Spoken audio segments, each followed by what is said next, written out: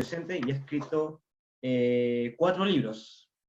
Y nos hablará de la creciente importancia de derecho internacional en relación con los derechos humanos. Buenas tardes, señor Silva, ¿cómo se encuentra? Hola, ¿qué tal? Buenas tardes. ¿Me escuchan bien? Sí, se lo escucha perfecto. Ya, perfecto, pues. Bueno, primero que todo, agradecer la invitación. ¿No?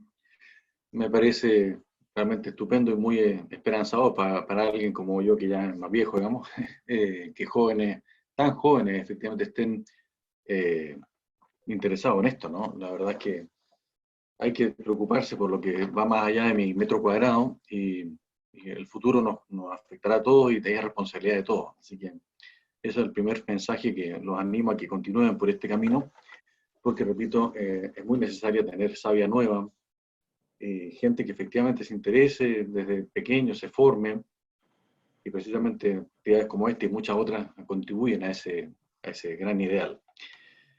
Así que, ¿quieres partir tú preguntando o quieres Y planteando ahora el tenemos, tema?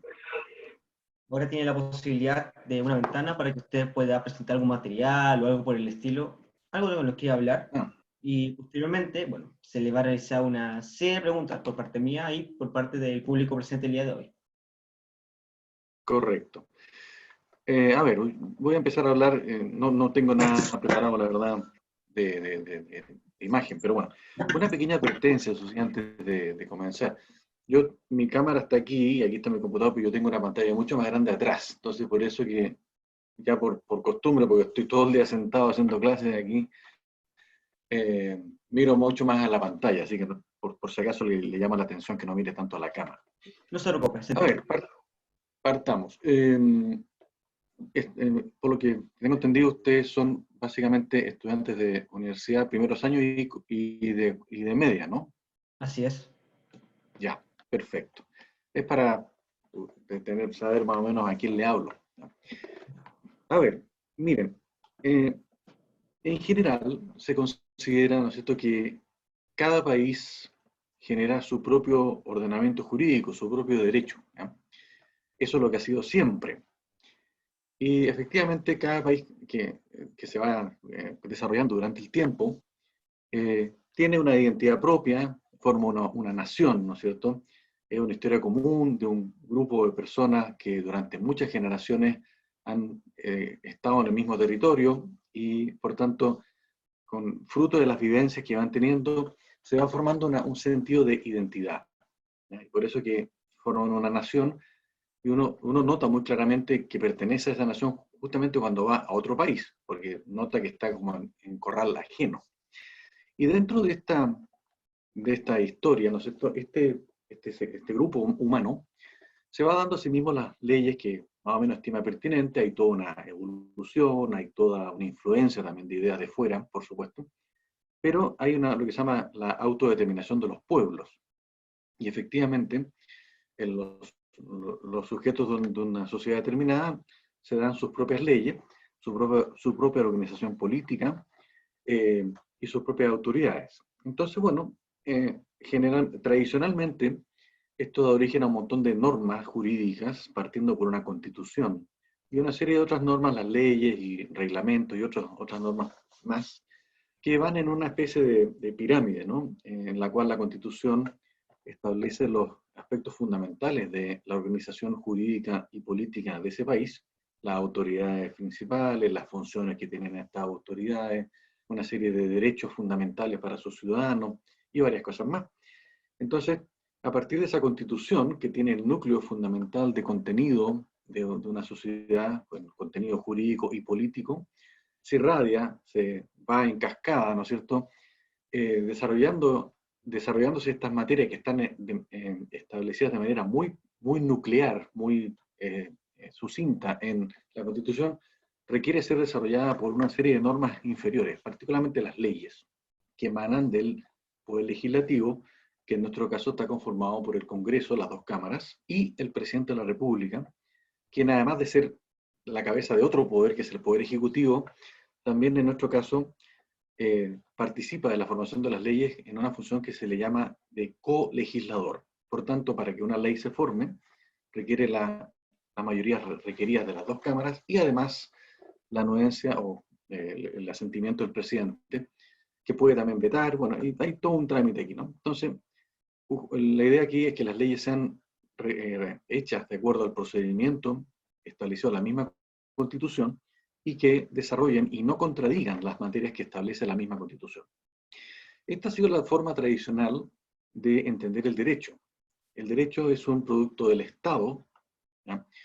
Y por tanto cada Estado, de acuerdo a sus necesidades e intereses, genera un derecho que se parece, por supuesto, al de los demás países, pero tiene ciertas características y tiene la autonomía para poder ir cambiando este derecho, ir evolucionando de acuerdo a sus necesidades, y de alguna manera tiene evidentemente que respetar al resto de los países. Hay muchos elementos comunes, por supuesto, en los derechos de los diferentes países, porque las necesidades son más o menos las mismas, pero repito, la visión tradicional de esto parte de una visión que podríamos llamar estatocéntrica, es decir, el Estado es el que produce sus leyes y mediante la elección de las autoridades democráticamente se va, ¿no es cierto?, evolucionando este derecho de acuerdo a los intereses y necesidades de ese grupo humano. Esa visión, que es la que usualmente se entiende y que tiene generalmente la gente, está cambiando hoy día. De hecho, yo la estudié así, porque si bien siempre ha existido un derecho internacional, es decir, un derecho que va más allá de las fronteras del Estado, en un principio, este derecho internacional, que tiene varios siglos de antigüedad, pretendía regular la relación entre los estados, porque surgen un montón de materias comunes y para que no sea la ley de la selva, evidentemente se vio la necesidad de que existiera algún tipo de derecho, de normas jurídicas entre los diferentes países para materias tan variadas como fronteras, tratados de paz o de libre comercio o muchas cosas más. Y por tanto el derecho internacional como tal ha existido hace muchos, muchos siglos, ¿ya?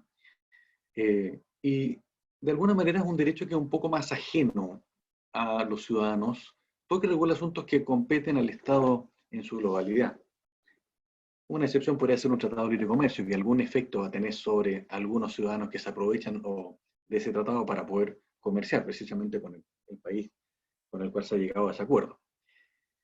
O, por ejemplo, para salir rápidamente de este punto, los problemas limítrofes que hemos tenido con nuestros vecinos, que los ha fallado últimamente en el Tribunal de La Haya, la Corte Internacional de Justicia de La Haya. En uno no fue bien, en otro más o menos.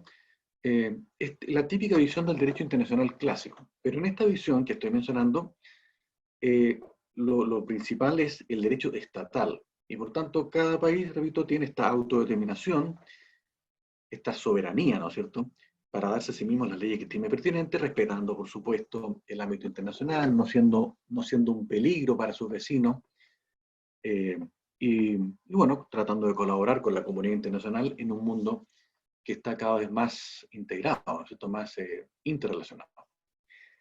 Pues bien, resulta que en su momento, en el siglo XX, sobre todo después de la Segunda Guerra Mundial, y fruto de los horrores que surgen en esta guerra, y en particular del Holocausto, ¿no? Había todo un movimiento anterior que abogaba por lo que actualmente llamamos derechos humanos, que viene de un par de siglos antes, pero ya adquiere una fuerza mucho más grande después del conflicto. Y es por eso que surge un documento internacional muy importante, que es la Declaración Universal de Derechos Humanos del año 1948. ¿Ya? Y aquí, efectivamente, el derecho internacional toma y regula los derechos humanos, es decir, una serie de derechos que se le reconocen a las personas, desde el derecho a la vida, ¿no es cierto?, a la libertad de expresión o de pensamiento, de asociación, la propiedad y muchas, muchas cosas más. Entonces, aquí por primera vez un documento internacional, porque no es técnicamente un tratado, la declaración, pero en fin, regula una serie de derechos humanos o fundamentales que de alguna manera ya se aplican ya a las personas en concreto. Y se considera que este es el punto de inicio del desarrollo de una rama del derecho internacional, a secas o derecho internacional público, que es lo que les comentaba recién, este derecho que rige entre los países y que para nosotros los ciudadanos viene a ser un poco más lejano, Pero a partir de la Declaración de Derechos Humanos, Universal de Derechos Humanos del 48, muchos consideran que se ha iniciado una rama muy importante del derecho internacional, que es el derecho internacional de los derechos humanos. ¿Ya? Entonces, una rama del derecho internacional público o derecho internacional a secas, que, como su nombre indica, pretende regular derechos humanos, derechos de, efectivamente, las personas. Y es así entonces como, impulsado por todo este problema, ¿no es cierto?, de la Segunda Guerra, y para tratar de que no se repitiera otra vez esto, cosa que es un poco relativa, porque igual siguió existiendo el comunismo, y la Unión Soviética, y la cortina de hierro, y la Guerra Fría. Pero bueno, en fin, por lo menos la idea era que efectivamente los países se iban poniendo de acuerdo para generar entre ellos diversos tratados, que en vez de regular la relación entre los países, se regulaban derechos humanos en particular. Y por tanto, la idea era que los países se acordaran una serie de derechos humanos y se comprometieran a que estos derechos fueran aplicados en su interior. Por tanto, el derecho internacional de los derechos humanos tiene mucha más incidencia o influencia en los propios ciudadanos, porque de alguna manera pretende que los estados precisamente tutelen estos derechos para sus propios habitantes. Entonces, esa es la gran diferencia del derecho internacional clásico, que es lo que a mí me enseñaron, por lo menos, hace ya, prefiero no decir cuántos años, y lo que ha ido pasando ahora, ¿no? Entonces, este derecho internacional de los derechos humanos tiene una vertiente universal que depende de la ONU, y ahí está justamente nuestra expresidenta como alta comisionada de los derechos humanos, en un puesto muy importante. Existe también el sistema europeo de derechos humanos, donde está el Tribunal Europeo de Derechos Humanos, que justamente vela porque al interior de la Comunidad Europea se tutelen estos derechos, que los estados respeten estos derechos de los ciudadanos. Está el sistema africano de derechos humanos, que es bastante más incipiente, con su propio tribunal, y el sistema interamericano, el nuestro, generado a partir de la Organización de Estados Americanos, la OEA, y se crean, en nuestro caso, dos organismos muy importantes a nivel continental que buscan tutelar justamente que los estados cumplan con estos tratados, que son la Comisión y la Corte. La Comisión, la Comisión Interamericana de Derechos Humanos, que tiene su sede en Washington, y la Corte Interamericana de Derechos Humanos, que tiene su sede en Costa Rica, en San José de Costa Rica. ¿Ya? Entonces, aquí lo importante es que me voy a centrar en nuestro sistema interamericano, que es donde yo me he metido los últimos 9 años, más o menos, 10 años. Entonces, ocurre que no solamente se van a establecer una serie de tratados internacionales de derechos humanos que establecen una serie de derechos bastante razonables en principio, a los cuales los estados se comprometen a respetar, sino que además se establecen ciertos organismos internacionales encargados de tutelar que estos tratados efectivamente se cumplen y no queden en el papel. Estos organismos son básicamente de dos tipos. Cada tratado de derechos humanos genera en la parte final de su texto una comisión o comité. Comisión o comité encargado justamente de tutelar que los países que suscriban este tratado vayan cumpliendo, por ejemplo, dictando leyes que le sigan, ¿no es cierto?, la pista o la corriente del tratado, o no dictando leyes que lo contradigan, o viendo efectivamente cómo está la situación de los derechos humanos que regula ese tratado en particular en ese país. Entonces, por ejemplo, la Convención de los Derechos del Niño, que es el tratado más firmado del mundo por la mayoría, casi todos los países, tiene un comité de los derechos del niño que permanentemente está, por decirlo así, vigilando, entre comillas, a los estados y pidiéndole informes y emitiendo también el mismo informes para ver cómo está la situación, en qué va tal proyecto de ley, o se han recibido quejas por tal problema o tal otro, por ejemplo, el tema del Sename, que hubo, ¿cierto?, todo este problema espantoso, ¿no? Entonces, este es el primer tipo de órganos que se ha generado internacionalmente y que ha ido adquiriendo una creciente e insospechada importancia, como diré más adelante. Y el segundo tipo de órganos son ciertos tribunales internacionales, como justamente la Corte Interamericana de Derechos Humanos o la Corte Europea, que la diferencia que tiene justamente con los tribunales típicos de derecho internacional, como la Corte de la Haya, es que la Corte de la Haya juzga a países. ¿Quién tiene la razón? ¿Perú o Chile? ¿O Perú, Chile o Bolivia? Y por tanto, fijo qué sé yo, cuál es el límite, ¿no es cierto? O si efectivamente tenía derecho a las pretensiones, pretendía salir al mar Bolívar o no. Bueno. Pero en cambio, los tribunales de derecho internacional de derechos humanos, la función aquí es que los propios particulares, los habitantes de un país, si ven que sus derechos han sido vulnerados por el propio Estado, tienen que primero reclamar ante los tribunales de ese mismo Estado, porque lo primero que tienen que hacer es agotar las instancias internas y por tanto tratar de obtener justicia, ¿no? Por la propia jurisdicción nacional. Pero una vez agotada esta jurisdicción, sea porque no existe, sea porque es solamente aparente y es corrupta, o funcionando bien, si los afectados consideran que pese a todo no se está cumpliendo con lo que el Estado se comprometió, pueden acudir en subsidio justamente a estos tribunales. Y estos tribunales entonces juzgan un caso en que una parte es el Estado, que es el demandado, y otra parte es o las personas o alguna institución del país que está demandando su propio Estado, y en consecuencia le está pidiendo a este tribunal que, en vista de los méritos de la causa, haga justicia y condena al Estado, ¿no es cierto?, a hacer tal cosa o a reparar esta violación de derechos humanos. Entonces, repito aquí, efectivamente, es una situación distinta y en la cual el derecho internacional y los tribunales respectivos pueden tener un efecto bastante directo sobre el país. Eso como el primer punto que hay que aclarar para ubicarnos un poco dentro de este mapa. No sé si hay una pregunta antes de continuar. Siempre, en mis clases siempre hago esto, yo paso algo y cuando termino un primer punto, de inmediato pregunto que si hay dudas o consultas para poder seguir adelante. Les recuerdo a todos los presentes que, bueno, el chat está abierto, pueden ir dejando sus preguntas a Maxiva. Bueno, aquí tiene una pregunta de Robinson, el cual comenta. La pregunta es, si se pueden eliminar los derechos humanos.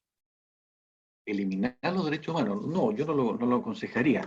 Lo que pasa es que hoy día están muy, voy a usar una palabra fea, prostituidos, ¿no? No creo que la solución sea Esto eliminarlos. respecto al Pacto de Viena, comenta acá Robinson. Al pacto, a ver, ¿tú te refieres a la Convención de Viena del 93? Mm, claro, sí, del 93. Sí, ahí hay un problema. Voy a llegar más tarde a eso. No específicamente, no voy a llegar específicamente a la Convención de Viena, pero todo lo que voy a decir se relaciona estrechamente con ella. Eh, yo soy muy crítico de lo que estoy introduciendo el tema. Lo que pasa es que este tema, que partió con buenas intenciones, se desvió. Entonces, ahí voy a hacer una serie de críticas que estoy viendo que muchos las intuyen o las tienen. Entonces, por ahora la respuesta viene más adelante porque no quiero desarmar la progresión de la exposición que quiero hacer. Pero voy para allá. ¿Alguna otra consulta? Por si acaso. Gabriel Rocha pregunta, ¿se puede pedir en la OEA que se revisen las leyes y la autonomía de la niñez que se está legislando y quita el derecho preferencial de los padres a educar?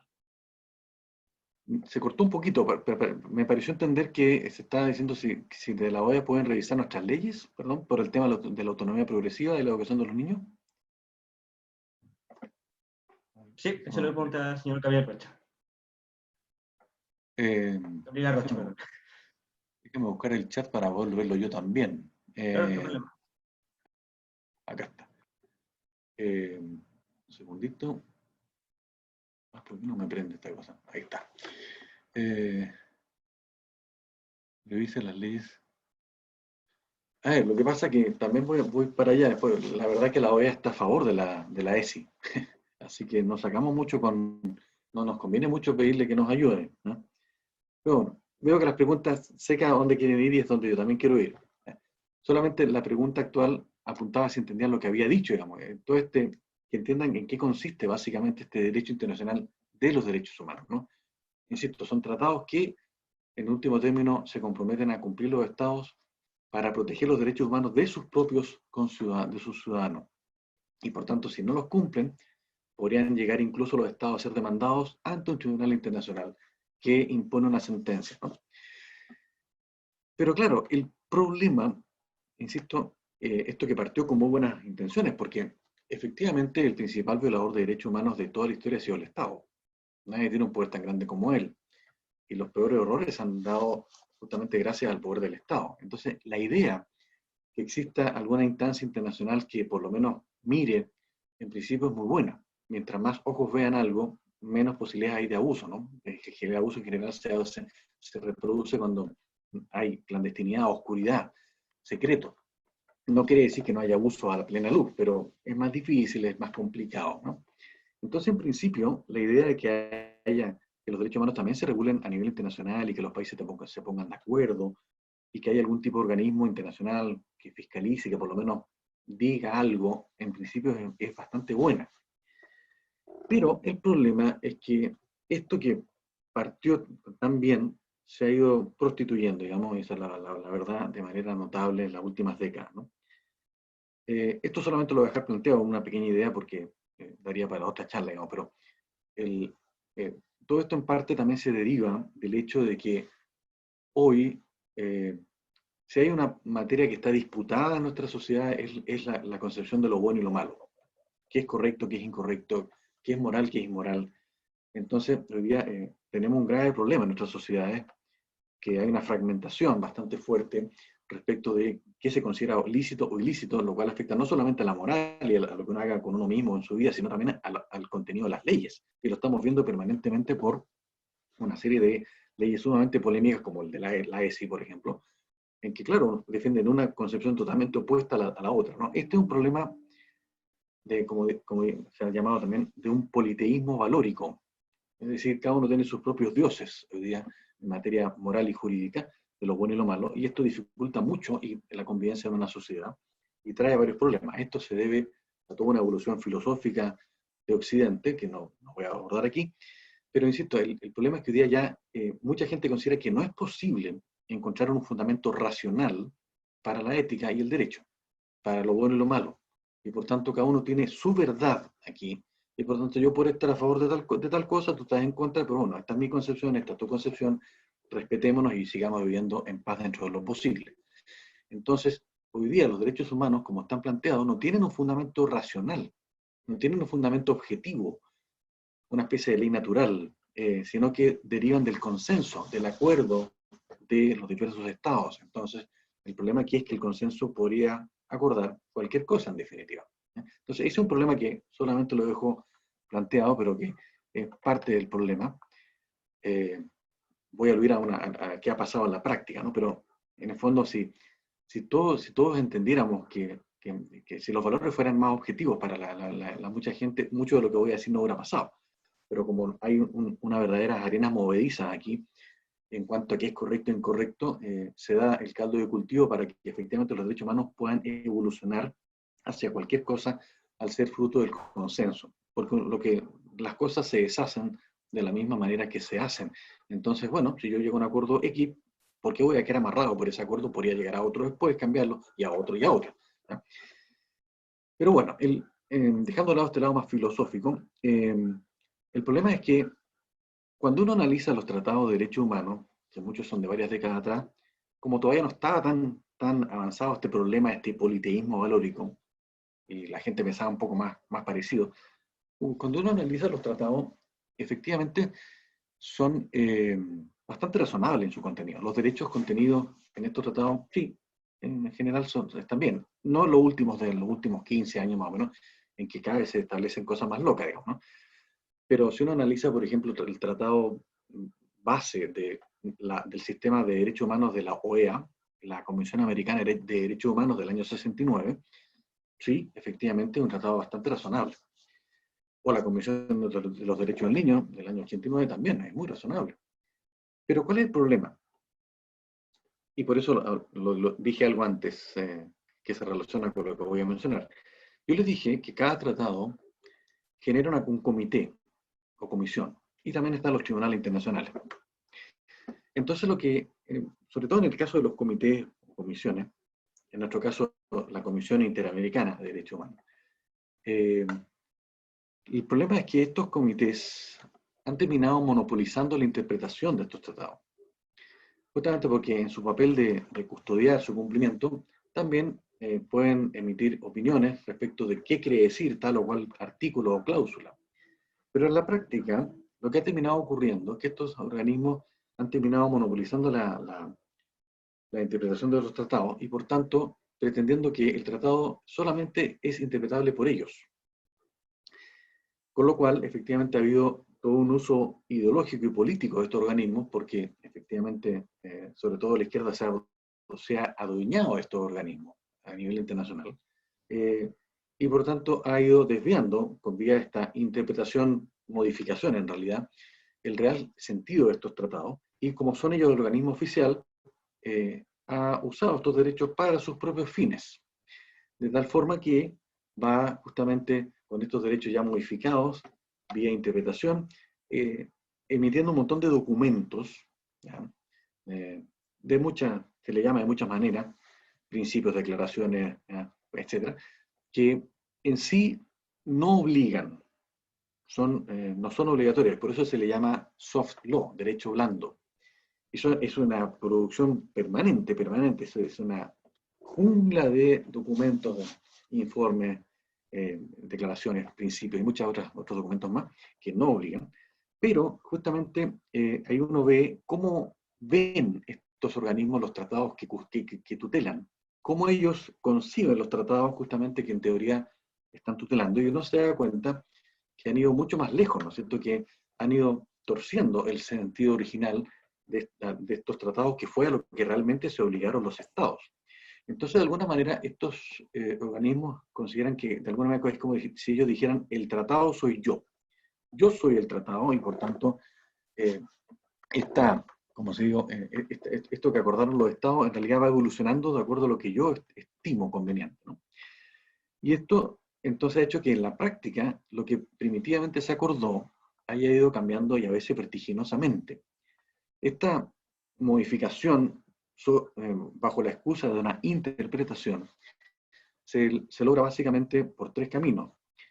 El primero es ampliar notablemente el sentido real del texto original. Por tanto, expando, ¿no es cierto?, lo que decían estos textos para abarcar materias que evidentemente no estaban ahí, que no fue lo que lo estaba abordar. La segunda es tratar de encontrar derechos implícitos. Mira, no está dicho, tampoco se puede ampliar, pero si tú juntas esto con esto y lo desarrollas de tal manera, y ahí empezamos con los malabares, pues esto estaba implícito, no se dijo, pero se hubiera dicho si se hubiera habido más conciencia sobre esto. Y finalmente, en algunos casos ha llegado tanto que incluso han ido contra el texto, haciendo por supuesto más piruetas todavía, para negar lo evidente. Entonces, repito, el problema es que, y esto es tal vez uno de los principales mensajes, es que hoy día los tratados no valen nada.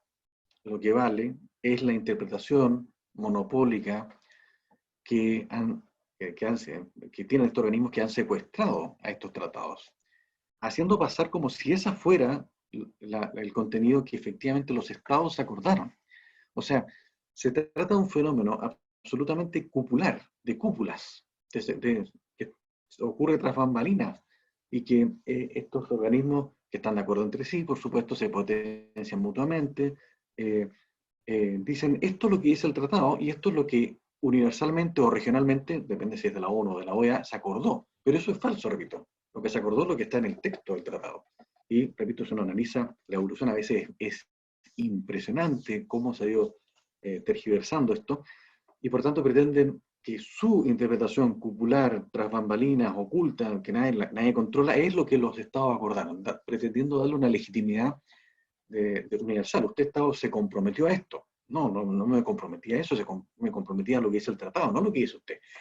Pero bueno, ese es el mecanismo, y por tanto los estados de alguna manera han seguido dándole cuerda a esto, y impulsados, por supuesto, por sectores internos que están de acuerdo con esta situación, esa misma tendencia, están permanentemente enrostrando a los estados que tienen que obedecer y que tienen que seguir, ¿no es cierto?, todas estas directrices, que no obligan, repito, no obligan todos estos documentos, pero tienen una presión muy fuerte. Entonces, muchas veces se emplean para proyectos de ley, se emplean para fundamentar sentencias de jueces internos, Y son una presión permanente, ¿no? Y también está esta como imagen que el Estado, que es criticado por estos organismos, queda como mal ante la comunidad internacional, se convierte muchas veces en un paria, ¿no? Y por eso que, repito, hay como un creciente temor, y es cosa de ver a nuestro gobierno, que de qué van a decir estos organismos, que no me vaya a criticar por esto, no me vaya a decir que soy aquí, no vaya a pensar esto otro, ¿no? Pero repito, aquí es un tema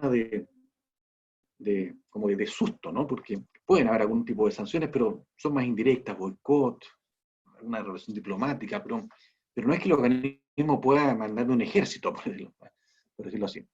Pero hay todo un tema de imagen, ¿no? De imagen aquí.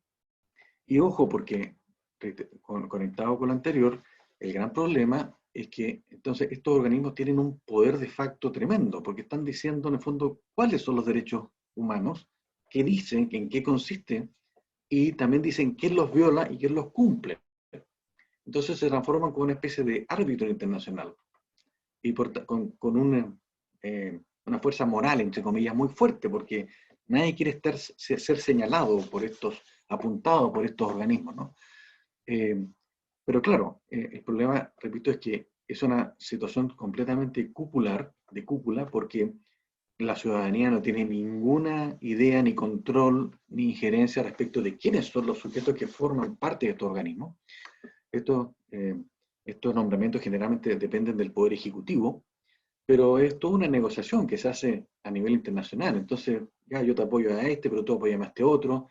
Y es un tema realmente político, y evidentemente aquí la izquierda sobre todo ha logrado la hegemonía, ¿no?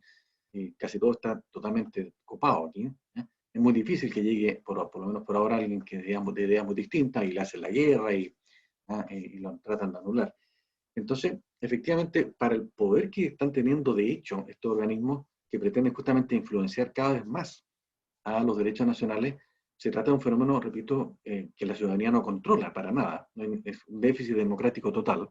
Y además estos mismos organismos, estas personas, digamos, no los controla nadie. No hay ningún otro organismo que esté, como en el Estado, que se supone que los tres poderes se vigilan entre sí, aquí no hay ningún otro organismo que lo vigile, y tampoco responden por su actuación después determinada.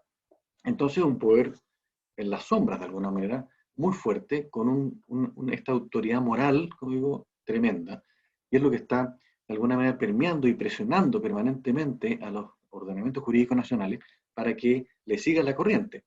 Y por eso que partía diciendo que la visión primaria, que es la primitiva que tenemos del Estado y que el derecho lo produce el Estado, hoy día está cambiando, porque cada vez somos más influenciables y el derecho interno es más permeable a esta influencia internacional. Hasta aquí, ¿me siguen? Sí, no hay problema. No te preocupes. Aquí el chat nos está confirmando que no hay problema y que puede proseguir.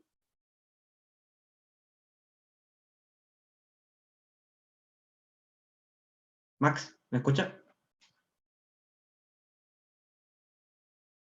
Max,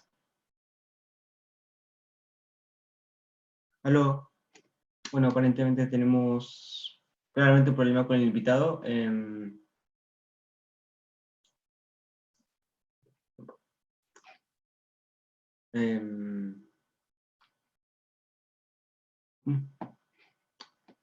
Sí, se nos fue el invitado aparentemente. Bueno, esperémoslo un rato, a lo mejor problema de conexión, porque algo puede pasar. No se vayan de momento, aún nos queda mucha charla por delante. Y bueno, esperar que vuelva pronto. Ahí volvió Max Silva. Aparentemente tuvo problemas con su conexión, pero ya lo tenemos acá de vuelta. Tiene el micrófono apagado por si acaso. Ahora sí. Ahora sí. ¿A mí me Perfecto. escuchan? Sí, Ya. ningún problema. Preguntaba si alcanzaron a escuchar hasta que dije si te había preguntas o si se entendía o se cortó antes. Creo que se cortó un poquito antes, pero al fin y al cabo, como usted dijo que se entendía todo este tema, quedó bastante claro al público y tenemos de momento puras respuestas positivas. Así que, bueno, puede proseguir si usted estima. Muy bien, no sé, podemos estar mucho rato aquí. Bueno, adelante. Entonces, bueno, Entonces, repito, lo que surgió como una buena idea, porque no es malo, repito, que efectivamente se defiendan los derechos humanos y que haya organismos ajenos al Estado que estén vigilando, porque el Estado ha sido claramente el mayor violador de derechos humanos. Esta idea que era tan interesante y buena se pervirtió, claramente. Y hoy día entonces se usa a estos derechos humanos completamente deformados como arma política, como arma de presión, ¿no es cierto? Algo parecido está pasando con los tribunales, en la Corte Interamericana, que es lo que yo particularmente me he metido más. Efectivamente, cada vez hay más interés de esos sectores de poder demandar al Estado para que la Corte diga tal cosa, y existe el derecho a tal cosa o tal otra.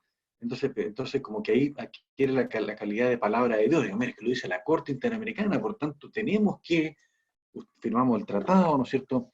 La Corte es la intérprete oficial del tratado, por tanto tiene que obedecerse, ¿no? Entonces hay toda una litigación estratégica a nivel continental de diversos sectores progresistas, como se llaman a sí mismos, para que la Corte, que también es progresista, eh, falle a favor de ellos y establezca una especie de precedente continental, ¿no? Entonces, una vez que lo establece la Corte, se convierte en una especie de dogma que los países tienen que seguir, porque en teoría sería lo que ellos se suscribieron, a lo cual se comprometieron. Repito, no es así. Ellos firmaron el tratado, que tiene un texto bastante claro y razonable en el caso de la Convención Americana de Derechos Humanos, que, repito, el tratado más importante de los derechos humanos de la OEA. Entonces, repito, aquí los tratados ya no valen mucho, casi nada, y lo que va valiendo aquí es la interpretación. Porque, luego lo voy a decir aunque es un poquito técnico, pero para que vean lo complejo y peligroso que es este tema. Para los defensores de este derecho internacional de los derechos humanos, ellos dicen, bueno, cuando yo lo vi por primera vez quedé muy sorprendido, porque esto no me lo pasaron en la Chile, donde yo estudié, por la época, evidentemente, ¿no? Entonces, ellos dicen, los defensores de todo este sistema, dicen que los tratados de derechos humanos tienen lo que ellos llaman un sentido autónomo. ¿Qué significa esto del sentido autónomo? Consideran que los únicos capacitados y legitimados para interpretarlos son los organismos internacionales. Por tanto, no vale lo que el Estado entienda sobre qué dice el tratado. Y en consecuencia, es como, aquí quedaría monopolizada la interpretación precisamente por estos organismos y se ha dado lo que les he mencionado, que han ido vía interpretación cambiando en el fondo el tratado, ¿no? Yendo mucho más allá de lo que los estados mismos acordaron. Pero repito, lo defienden mucho con esta supuesta calidad de sentido autónomo de los tratados.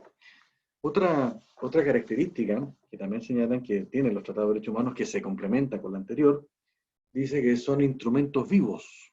Instrumentos vivos, es decir, que el intérprete tiene que ir actualizándolos para adaptarlos a las necesidades de hoy, ¿ya? Y por tanto, le sería lícito justamente jugar con la interpretación a fin de cubrir situaciones que no fueron vistas expresamente al momento de generar este tratado, ¿no? Porque, repito, la idea es que se vaya adaptando y por eso se habla entonces de instrumento vivo. Otra característica, dicen que existe lo que se llama el principio de progresividad. Principio de progresividad, de acuerdo al cual la idea es que a través de la interpretación cada vez haya una mayor protección de los derechos humanos. Entonces, la idea es que con cada interpretación se vaya avanzando un poquito más, se vaya afinando un poco más y aumentando la protección que estos derechos humanos establecen. Y de alguna manera se ve con malos ojos, incluso se trata de prohibir que se vuelvan interpretaciones menos protectoras. Entonces la idea es que estos derechos cada vez abarquen más y más materias o lleguen más profundo en la materia que están regulando. Y, entre otras cosas, también para estos internacionalistas, las reglas de interpretación, es decir, una serie de procedimientos que tengo que llevar a cabo para determinar qué dice el tratado, son sumamente laxas. No voy a meter en eso con detalle, pero es bastante, le da mucha manga ancha al intérprete. Entonces, efectivamente, el intérprete aquí puede hacer prácticamente lo que quiera. Entonces, todo esto, si junto todo esto y otras cosas que no estoy diciendo, esto hace que no exista mucha forma de saber con qué van a salir estos organismos, ¿no? Porque si tengo reglas de interpretación sumamente laxas y dúctiles y maleables o moldeables, si tienen un sentido autónomo y por tanto ellos son los que interpretan solamente y yo no, como Estado, si es que además son instrumentos vivos que tienen que ir adaptándose a las circunstancias del momento, y nadie sabe qué va a pasar en 20 años más, digamos, y además de eso, está el principio de progresividad, por lo cual tienen que ir llegando cada vez más lejos. Evidentemente, cómo se entienda hoy un tratado por estos organismos puede ser completamente imprevisible o difícil de prever hace 10 años atrás. Entonces alguien dijo por ahí, irónicamente, que existía como el deber de predecir qué van a decir estos organismos en no sé cuántos años más. Entonces, por eso que el contenido de los derechos humanos ha evolucionado muchísimo, ¿ya? Y, reitero, se pretende en el fondo sustituir estos tratados por esta interpretación que se manifiesta justamente en estos documentos no vinculantes, este soft law. Por eso es que el soft law, mucha gente lo mira, si no obliga, no importa, pero es muy importante porque es eso lo que están tratando de hacer primar. Por ejemplo, no existe ningún tratado en el mundo que establezca un derecho al aborto, pero la ONU hace décadas ya está empeñada y permanentemente sacando documentos que son soft law, que jura que existe un derecho al aborto. Entonces, por eso, repito, los tratados realmente viven, entre comillas, en estos documentos que a pesar de ser soft law tienen una importancia cada vez mayor.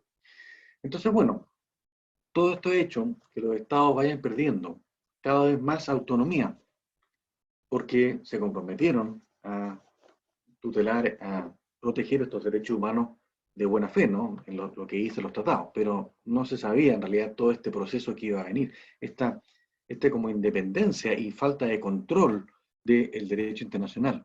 Es como he escrito varias cosas sobre esto, por eso que no estoy basando en frases ya que tengo, es como si esto fuera, los estados pudieran darle solamente el puntapié inicial a la pelota, y después de eso ya la pelota adquiere vida propia, o sea, todo este sistema adquiere vida propia, y empieza ya a salir con un montón de cosas que los estados jamás pensaron, ¿no?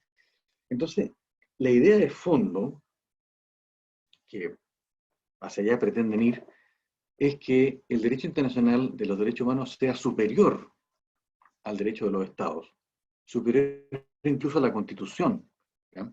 Y por tanto, que los estados tengan que, como se comprometieron a seguir estos tratados, tengan que los estados seguir justamente qué dicen estos organismos internacionales, tribunales y comités, y por eso repito que se trata de un fenómeno absolutamente cupular de organismos que no controla nadie, que no conoce a nadie casi, y que dicen de una cosa a la altura y esto se tiene que irradiar hacia abajo, evidentemente, porque, repito, los estados se comprometieron a eso, ¿ya?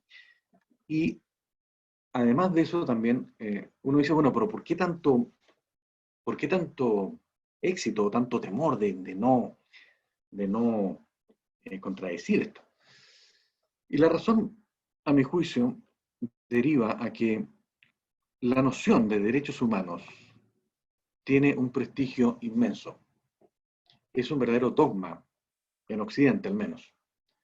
Es decir, la noción de derechos humanos que nació, repito, como algo muy interesante y digo, muy útil, pero que ahora ha sido deformada, secuestrada, ¿no es cierto?, por ciertos sectores, pero la noción sigue teniendo mucho prestigio.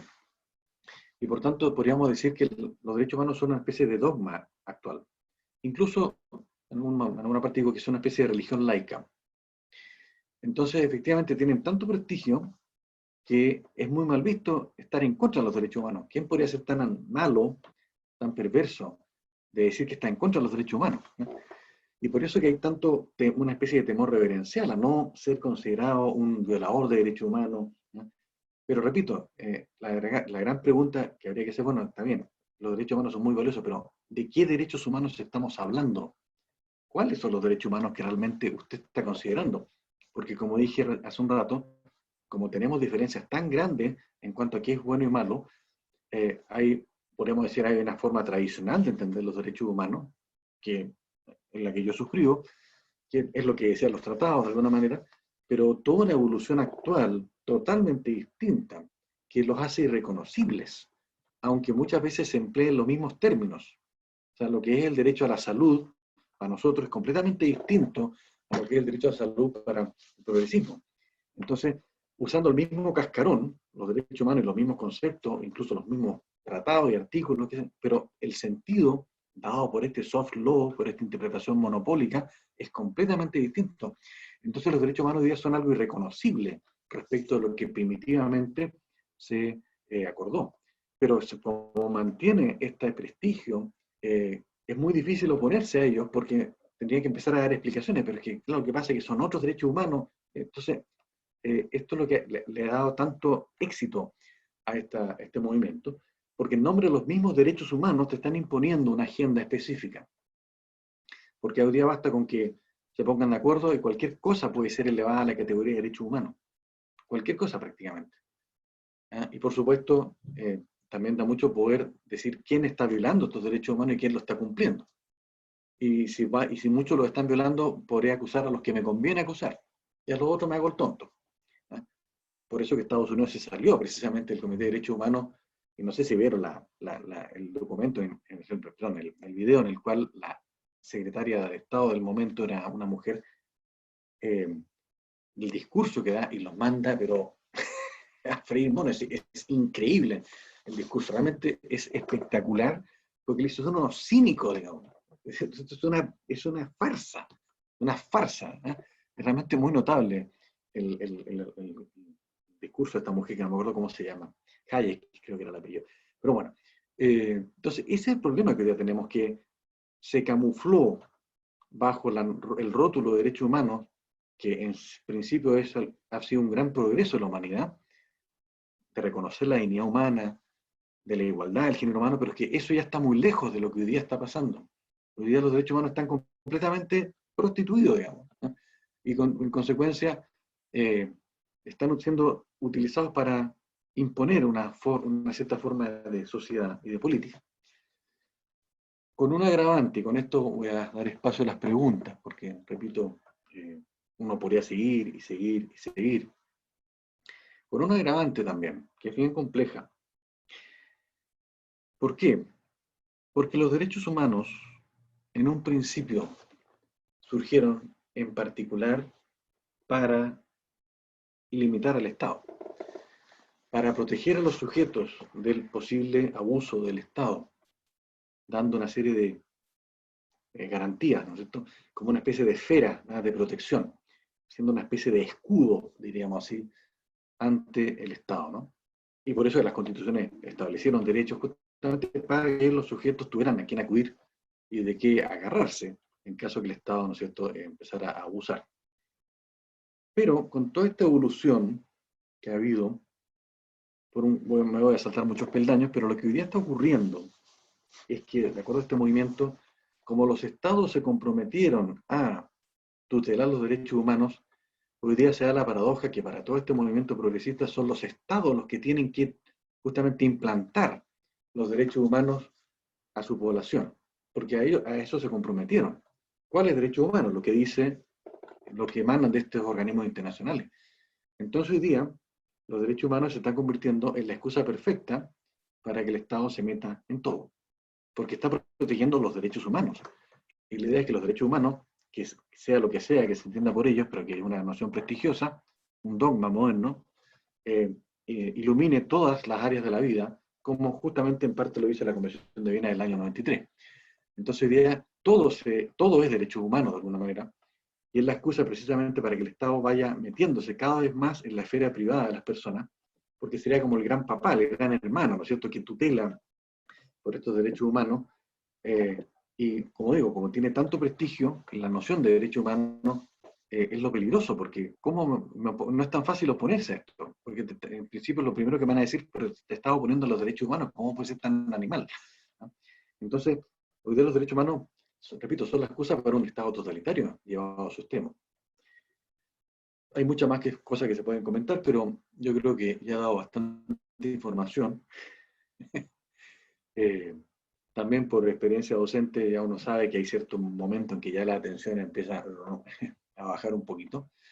No sé si tienen preguntas, dudas, consultas, si algo no quedó claro, etcétera, ¿no? Repito, cada vez los estados estamos más bombardeados por este sistema internacional que monopolizó la noción de derecho humano y pretende imponer una visión única en realidad. Eso es la verdad.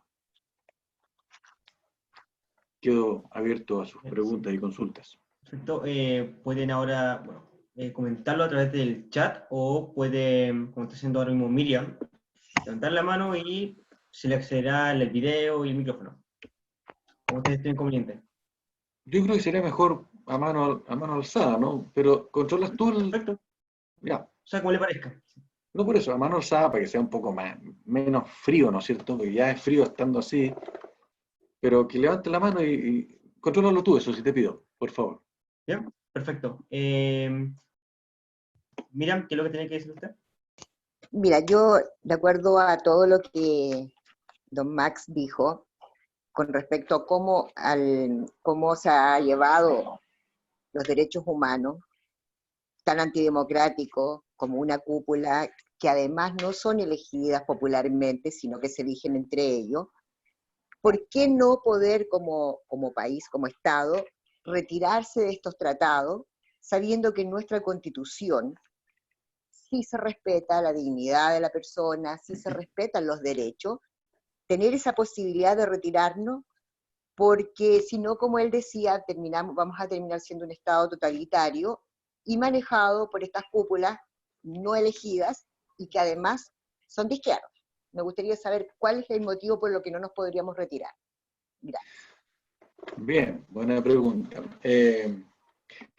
A ver, efectivamente la posibilidad de retirarse está, lo que se llama la denuncia de los tratados. Pero reitero, el problema es la imagen internacional en la cual queda el Estado, porque queda como una especie de paria, ¿no? Porque nadie quiere estar en contra de los derechos humanos, porque de alguna manera son el parámetro de legitimidad política y jurídica de un país, ¿ya? Y en consecuencia tiritan nuestro propio gobierno. Por eso que ha habido tanto problema para imponer el orden público, porque como los derechos humanos se emplean mañosamente para defender a tales sectores y no a otros, está aterrorizado de decir que dicen que lo están condenando por violar derechos humanos. Entonces, por eso que hoy día es un arma muy peligrosa los derechos humanos, manipulados de esta manera, utilizados de manera groseramente arbitraria. Y repito, hay un tema de imagen, porque las sanciones propiamente tal no son, podrían haber algún boicot, cortan relaciones diplomáticas, pero no van a llegar a invadirnos, digamos, porque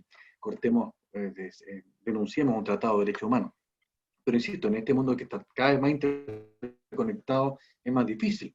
De hecho, si en algún momento se denunciara un tratado, yo estoy seguro que de los que más alegarían serían en parte el sector empresarial, porque afectaría una serie de exportaciones, por ejemplo, porque habría sanciones de todo tipo más indirectas. Entonces, es tan tupida la maraña de interrelaciones y de mutuas dependencias que hay ahora a nivel internacional en este mundo tan globalizado que es muy difícil zafarse de esto, por lo menos a un gobierno que no estoy dispuesto a asumir los costos. Y respecto al tema de la Constitución, claro, de manera tradicional los tratados son inferiores a la Constitución y por eso es que tuvo un mecanismo para que el Estado los acepte y tiene que pasar una serie de filtros para que se incorpore ese tratado a las leyes nacionales, pero bajo la Constitución. Pero por todo este movimiento, que es muy largo de explicar, lo que se está pretendiendo justamente es que, como tutelan los derechos humanos, ¡guau! Estaría por sobre la Constitución. Y eso es lo que se está tratando de hacer. Eso es lo que se está tratando de hacer por varias vías, repito, que es muy técnico esto, lamentablemente, para desconstitucionalizar a un país. Entre paréntesis, hoy día me acaban de publicar, aunque cuesta encontrarlo porque no está a primera vista, mandé un artículo al El Libero, justamente en que hablo de este problema, de la relación entre los tratados de derechos humanos y la Constitución. Tema que no se ha debatido públicamente, pero que está guardado para la Asamblea Constituyente si gana el apruebo. ¿Ah? No voy a meter en eso ahora, pero hay algo más digo sobre parte de este tema. Entonces lo que se está tratando, en el fondo, es que la Constitución sea descabezada y que primen estos tratados internacionales y sobre todo lo que digan estos organismos. Es un proceso, repito, que tiene muchas aristas, bastante. De hecho, me costó un buen rato entenderlo bien, porque, repito, todo esto es revolucionario, digamos. Yo hace 10 años que estoy investigando este tema, más o menos un poco menos, pero ya hace rato que venía olfateando que todos los problemas que tenemos, ¿no es cierto?, de los grandes debates a nivel nacional vienen de fuera, y por eso que todos los países tienen más o menos los mismos debates hoy día. Pero no entendía, de acuerdo a la formación que yo tenía de mis estudios de Derecho, cómo hacía el derecho internacional para tener tanta influencia y ser tan eficaz o ser tan permeable nosotros a él. Hasta que llegué justamente a este derecho internacional de los derechos humanos, a través de un libro de un ex juez de la Corte Interamericana, del otro lado, por supuesto, pero explicaba muy bien cómo veían ellos el tema, y fue una absoluta revelación, porque empecé, pero claro, aquí está la respuesta, precisamente lo que tanto no encontraba cómo funcionaba, pero fue un largo proceso para sacarme de mi cabeza los moldes con los cuales yo había aprendido el derecho y meterme en los moldes de esta gente, porque es un cambio radical en el derecho. Y eso es lo que falta todavía por expandir. Porque claro, nosotros nos defendemos con nuestros moldes, pero esta gente tiene otro camino y hay que bloquear ese otro camino. ¿Ya? Pero repito, fue un trabajo largo. De hecho, los 2 primeros años que me dediqué 2 años primero a investigar antes de escribir nada, porque eran muchos conceptos nuevos, muchos paradigmas nuevos, y en su momento tuve ¿Puedo incluso que hacer una escribirlos para ordenarme yo mismo, porque me empecé a perder. Entonces, por eso no puedo explicarlo, porque son demasiados, pero para terminar la respuesta, el problema es ese, que se pretende que la Constitución no valga nada. Entonces muchos dicen, pero si mi Constitución me asegura esto o esto otro, sí, correcto, es totalmente cierto, pero esa es la visión más clásica del derecho, estatocéntrica. Lo que hoy día se pretende justamente, y hay mucha gente trabajando para esto, es saltarse la Constitución, poder que la Constitución sea una lacaya de estos tratados y estos organismos internacionales, por desgracia. Espero que haya quedado más o menos claro dentro de lo posible. Sí, muchas gracias por la respuesta, Max. Bueno, hace un rato en el chat nos dejaron otra pregunta por parte de Robinson, el cual comenta: el Estado le da la facultad a las instituciones como la fuerza de orden para utilizar la fuerza. Esto es parte de la democracia actualmente. Vemos que cada día estas instituciones la están desarmando. Actualmente se rechazó que las Fuerzas Armadas defendieran las instalaciones críticas. Entonces, ¿se violan los derechos humanos a defender a la población de la delincuencia? Lo que vemos es que los derechos humanos contradicen la democracia. ¿Cómo revertir el asunto? Esa es la pregunta que deja Roberto. Sí, correcto. En una mirada clásica de los derechos humanos antiguos, digámoslo así, es evidente que la fuerza pública tiene un papel esencial en cualquier Estado de Derecho, en cualquier democracia, ¿no es cierto? Porque la idea es que precisamente ellos tengan el monopolio del uso legítimo de la fuerza y que sea además disuasiva para que nadie se atreva ni siquiera a tratar de intentar, porque sabe que la respuesta va a ser tremenda, ¿no? Es la única manera de mantener la paz. ¿Ya? Pero justamente, como dije, con esta noción tan prestigiada que son los derechos humanos, era tan prestigiosa que sectores totalmente opuestos a ellos quisieron cómo aprovechamos, digamos, esta noción para nuestros fines. Y eso es lo que ha ido ocurriendo. Entonces, como repito, como lo que importa aquí es qué dicen estos organismos internacionales que tienen, por supuesto, sus aliados a nivel interno, aquí el Instituto Nacional de Derechos Humanos, por supuesto. Entonces están en asociación, por supuesto. Entonces, aquí lo importante es a dónde mira el censor. El censor es este inquisidor, por decirlo así, ¿no? Que sería nuestro organismo internacional. Entonces, ¿a dónde miro? Y eso es lo importante para ello. ¿A quién condeno? ¿Y respecto de quién me hago el tonto? Entonces, de alguna manera, aquí los derechos humanos para esta gente solamente afectarían o protegerían a ciertos sectores, los de su interés. Y por tanto, todo lo que se oponga a estos derechos humanos, no importa qué, sería antiderechos humanos. Entonces, para estos sectores, como lo importante es llegar a un tipo de sociedad totalitaria, repito, porque en el fondo los derechos humanos han sido tomados por el totalitarismo, eso es lo que quiero que se entienda, digamos. Entonces, como ellos quieren llegar a una sociedad totalitaria, bueno, ok, entonces voy a proteger con este manto los derechos humanos a los que están a favor de mi sociedad totalitaria. Y aquí, como lo importante es que para ello esta sociedad totalitaria va a proteger estos derechos humanos, no importa cómo lleguemos a esta sociedad totalitaria. Y por eso entonces se ha ido legitimando el uso de la violencia, siempre que sea de ese lado, porque estaría justamente luchando por estos derechos humanos, y todo lo que se oponga a esta violencia, como la fuerza pública, es vista como el malo de la película, y por tanto utilizo los mismos derechos humanos para desarmarlo. Y eso es lo que ha estado pasando. Entonces, tal como están concebidos los derechos humanos con esta perspectiva parcial, que solo protege a un sector, que condena completamente cualquier cosa que se le oponga, que legitime incluso la violencia, hoy día los derechos humanos son así manipulados, ¿no es cierto?, y tergiversados, son un peligro para la democracia, son un peligro para el Estado de Derecho, porque le están dando carta blanca al sector protegido por ellos para hacer lo que quieran, en la más total impunidad, y usando ese mismo poder para castigar duramente a los que se opongan. Entonces, lejos de ser los derechos humanos un elemento de estabilidad social, de paz, de protección de los ciudadanos, se están convirtiendo en un arma. Espero que se entienda, digamos, puede Sí, ser un poco perfecto. fuerte. Robinson, a lo mejor si puedes comentar si es que se entendió la pregunta. ¿Tengo una respuesta de Robinson? ¿Alguien está levantando la mano ahí? Claudio. Claudio. No, Pero un primero poquito, Robin. Claudio, que tenemos otra pregunta aquí que nos dejaba en el chat, pero al instante, no se preocupe. Que esta estaba de antes, por eso. Álvaro Rástica pregunta, ante una asamblea constituyente, ¿podríamos perder soberanía debido al nuevo derecho internacional? Absolutamente. Eso es lo que trato en parte en el artículo del Libero, justamente, porque una tendencia que está viendo en algunos países es incorporar los tratados de derechos humanos a la Constitución, como si fueran un anexo. Con lo cual, justamente, no solamente estoy incorporando los tratados de derechos humanos que se pegan a la Constitución, al llamado bloque de constitucionalidad, sino que con esto estoy abriendo la puerta a esta interpretación de estos organismos monopólica y que entra directamente a formar parte de mi derecho.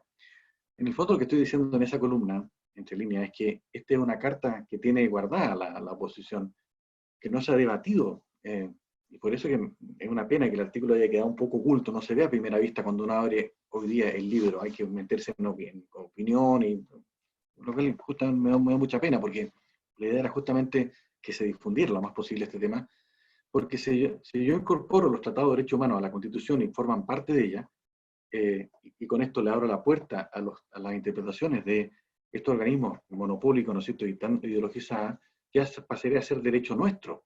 Entonces, con cualquier interpretación que vayan haciendo, en el fondo van modificando la Constitución completa, porque los derechos humanos lo irradian todo, ¿no? Entonces, la Constitución quedaría permanentemente sometida a estos criterios internacionales, y de alguna manera todo lo demás que diga la Constitución, no es que no sea importante, pero queda bastante disminuido, porque quedamos completamente entregados justamente a estos poderes que no controla nadie.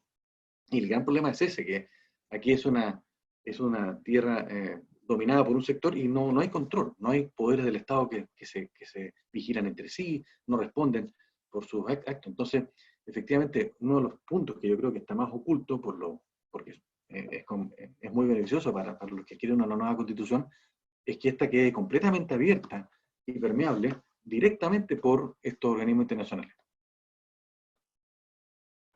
Eso lo digo con más detalle en el artículo de hoy. No, si en todo caso, acá Luis compartió el artículo en el chat para que, bueno, quien tenga interés en leerlo pueda apretar el link y, bueno, lo dirigirá directamente hacia él. Claudio, vi que usted levantó la mano. Adelante, tiene el micrófono para usted. Hola Max, ¿cómo está? Vicente, un saludo. Y a todos los que están Un saludo, Claudio. en el Zoom. ¿Se escucha bien? ¿Se escucha Perfecto, bien? se escucha bien. Ya, Sí. está bien. Max, en tu experiencia y colocándote un tema que es relevante, yo soy de la región de la Araucanía. Caso Celestino Córdoba. Está condenado. El Estado chileno llegó a una negociación con él por las presiones que hay. Se pierden los derechos humanos de las víctimas de lo que hizo él. Pero detrás de eso aparece el convenio 169. De la OIT, sí.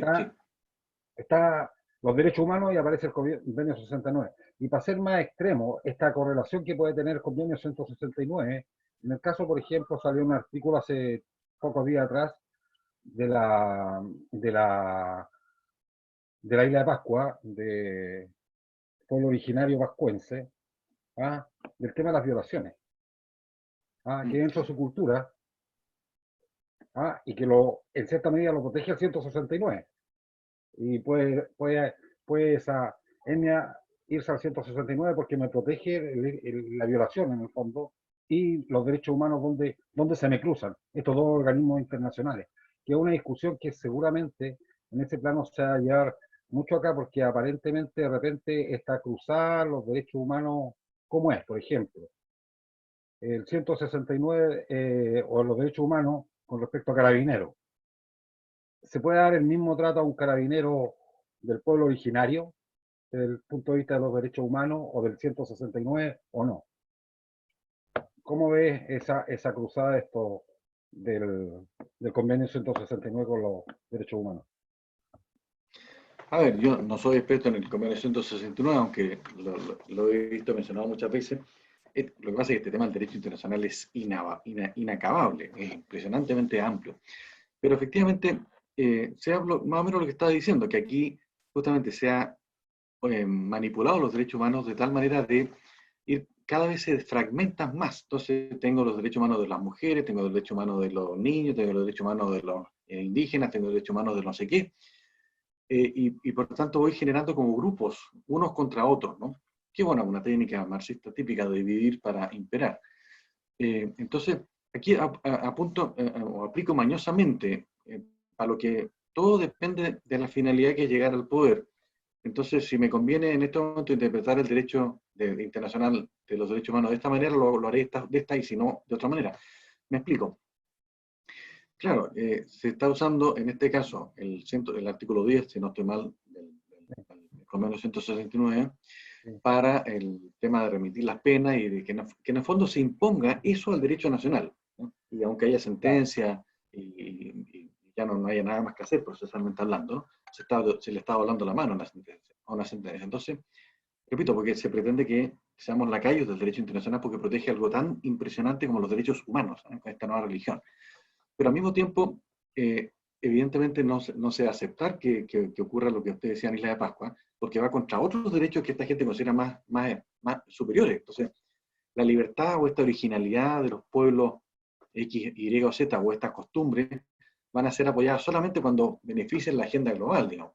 Evidentemente, saltarían de inmediato a las feministas, como en parte saltaron, y muchos más por el tema de la violación en Isla de Pascua. Entonces, no es que lo que uno a veces cae en el error es de pedir coherencia. Es que si usted está aplicando el 169 aquí, deberá aplicarlo acá. Eso no ocurre. ¿Por qué? Porque, repito, se va a manipular de tal manera que lo aplico aquí si me conviene y si allá no me conviene, aunque me contradiga, lo voy a hacer. Porque la clave está en lo que dicen los organismos internacionales. Entonces, el comité del convenio 169 va a decir que es correcto aplicar en el caso de la Araucanía, pero no correcto aplicarlo allá porque se opone al derecho tanto o al otro acá. Entonces, ojo, porque caemos siempre en eso, nosotros pensar que habría coherencia en los planteamientos, por aquí se puede aplicar la famosa frase atribuida a Maquiavelo, porque no la dijo él, de que el fin justifica los medios, ¿no? Entonces, hay un uso abusivo del tema, y aquí habría tal vez que usar el refrán que dice, piensa mal y acertarás, digamos. Eso hasta donde yo veo, porque repito, no me metí en el convenio 169, estoy investigando otros temas de la Corte Interamericana, entonces no me da para tanto, pero más o menos por ahí es donde intuyo que le puedo responder a su pregunta, que, insisto, deja bastante pensando y bastante cabreado, digamos, uno cuando ve toda esta arbitrariedad, ¿no? Así es. Eso nos pasa acá en la Araucanía.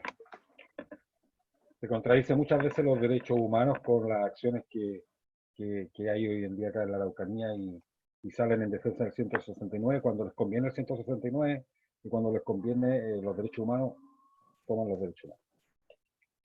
Por eso que yo decía hace un rato que la violencia depende de qué violencia. Algunas violencias o acciones de facto van a ser condenadas por estos derechos humanos y otras no. Porque, repito, se parcializa. Se toma, ok, es que esto es lo que me interesa, y de alguna manera todo lo que es tocado por los derechos humanos tiene una especie de priority pass, de paso preferente, y tiene que cumplirse, no importa qué es lo que haya que hacer. Por eso que el fin justifica los medios. Entonces, se considera que el estallido, el llamado estallido social, que es una revuelta, es en pro de los derechos humanos y por lo tanto no se la condena internacionalmente. Pero sí la respuesta que el Estado pretenda dar. Entonces, hoy día los derechos humanos, lo voy a decir de otra manera, tradicionalmente los derechos humanos se consideran universales para toda la humanidad, al punto que se ha dicho muchas veces que los derechos humanos o son universales o no son, porque no pueden ser para un grupo sí, para otro no. Pero hoy día es lo que está pasando. Y se han fragmentado estos derechos que ya están completamente prostituidos, repito, y se le asigna a este grupo y lo privilegio. Y ese grupo, como está protegido por estos derechos, está en una situación distinta y de confrontación y de ventaja respecto de otro grupo o de los demás grupos de una sociedad. Entonces ya no son derechos humanos, porque son verdaderamente privilegios humanos. Y por eso que se legitima esa acción y no la contraria, siendo que a veces los dos bandos podrían estar utilizando las mismas armas, las mismas herramientas, la misma conducta, pero como uno está bendecido por estos derechos humanos, es legítimo, y el otro no. Por eso que hoy día los derechos humanos son un arma. Ese es el problema. Muy peligrosa para una sociedad, por supuesto.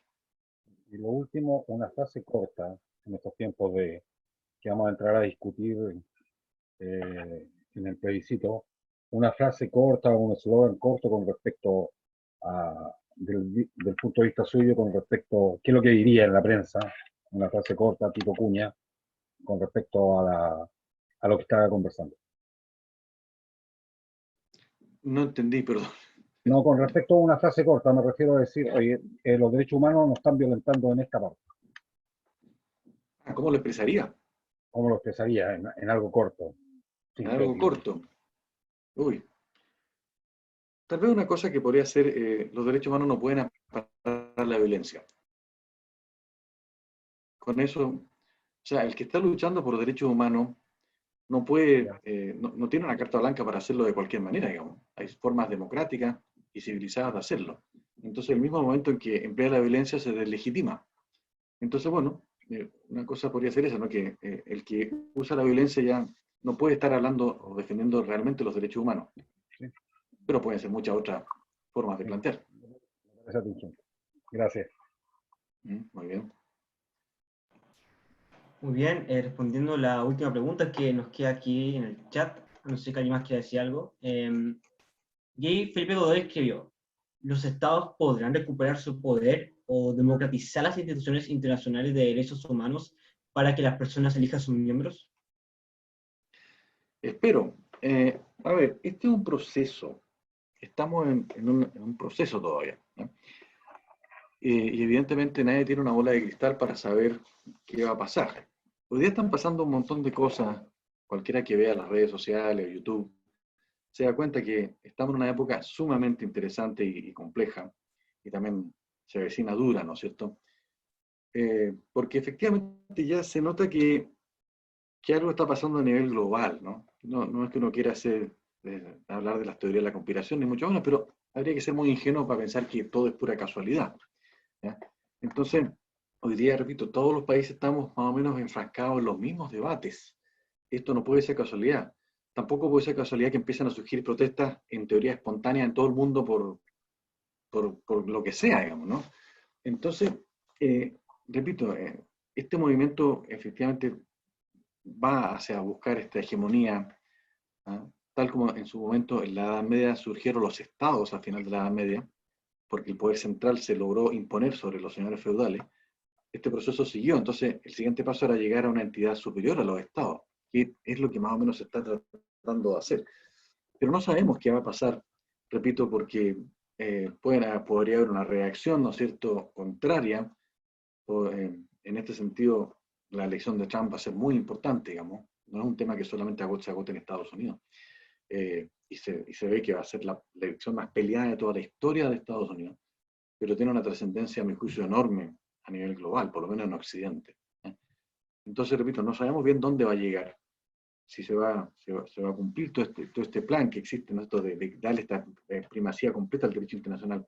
Yo creo que mientras más se sepa este tema y sobre todo se tome conciencia de la falta de control que existe y de la arbitrariedad que están cometiendo estos organismos, más resistencia va a haber. Por eso que, repito, tal vez parte de su éxito ha sido que han procedido más en la sombra y camuflados por este prestigio que todavía tiene la sola noción de derechos humanos, ¿no?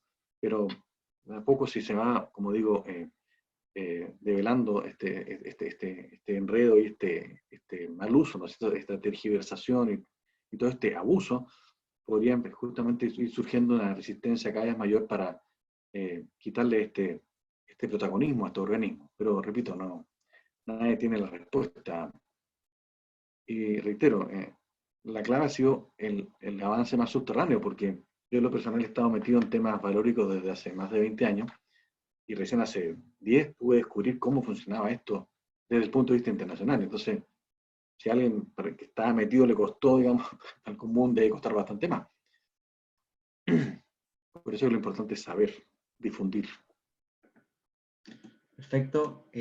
Bueno, Max, ¿alguna conclusión que nos quiera dejar a nosotros los jóvenes y en general a Juntos por Chile? ¿Alguna, no sé, a lo mejor iniciativa más que nada para seguir formándonos o algo por el estilo? Bueno, sí. Lo primero es justamente seguir luchando por nuestras ideas, digamos. Eh, las grandes palancas de la historia son las ideas.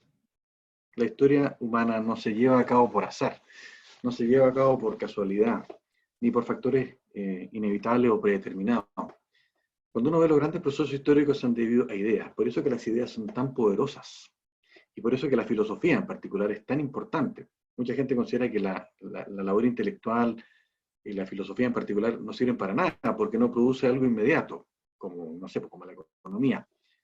Pero la verdad es que es un pensamiento bastante errado porque la filosofía, claro, no tiene el mundo de las ideas no tiene un efecto inmediato, pero si esas ideas llegan a triunfar, van a cambiar el mundo, porque la persona cuando se irradian estas ideas, cuando se hacen hegemónicas, implican que los sujetos están comparando la realidad con esas ideas y van a transformar la realidad para adaptarla a esas ideas. Entonces, la filosofía es muy poderosa, repito, por este tema de cómo influye en la evolución mental de una cultura.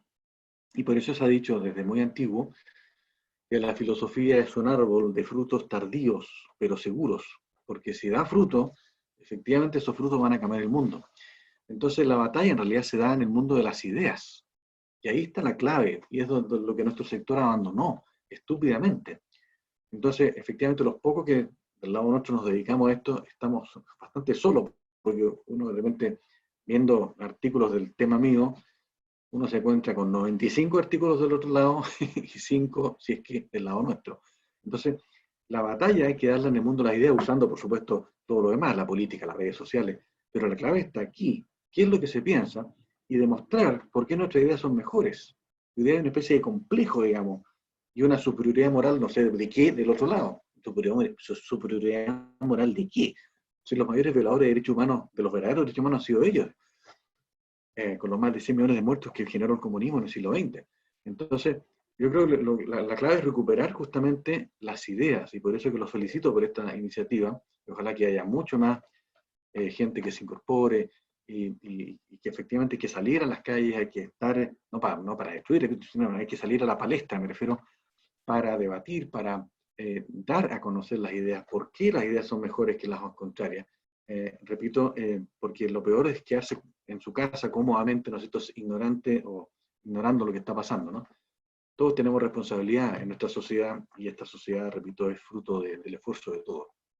Así que ese sería básicamente el mensaje final y reitero, vuelvo a agradecer la invitación, digamos, ha sido muy interesante y bueno, hay mucho que hacer.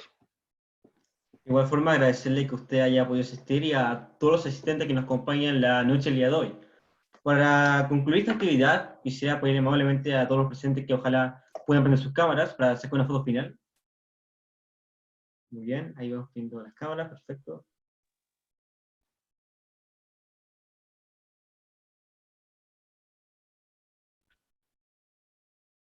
Muy bien. Bueno, sacamos la foto aquí en 3 segundos, ¿de acuerdo? 3, 2, 1. Buenísimo. Muy bien, muchas gracias a todos por asistir nuevamente. Gracias, Max, por tu estupenda charla. Y ojalá nos podamos encontrar una nueva oportunidad acá en Juntos por Chile. Muy buenas noches a todos. Pasen buena noche. Encantado, muchas gracias. Así que será hasta la próxima. Hasta la próxima. Muy bien.